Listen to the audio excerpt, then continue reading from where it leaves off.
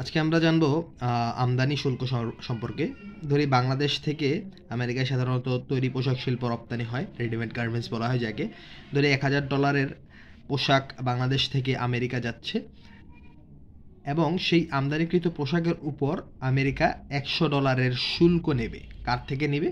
বাংলাদেশের থেকে নেবে, যেটাকে বলা হয় আমদানি শুল্ক। এরকম অনেক দেশ আছে যে দেশগুলোতে বাংলাদেশের কোনো প্রকার শুল্ক প্রদান করতে হয় না, মুক্ত বাণিজ্য ঘটে। সেই দেশগুলোর সাথে বাংলাদেশের সম্পর্ক অত্যন্ত ভালো।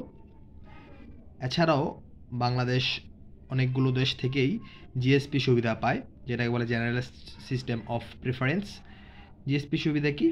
স্বল্পোন্নত বা অনুন্নত বা উন্নয়নশীল দেশের প্রতি উন্নত দেশগুলোর দয়া, যেন সেই স্বল্পোন্নত দেশগুলো উন্নত দেশে কাপড় বা অন্যান্য আদার্স যে সেক্টরে রপ্তানি করে তাদের অর্থনীতিকে গ্রো করতে পারে।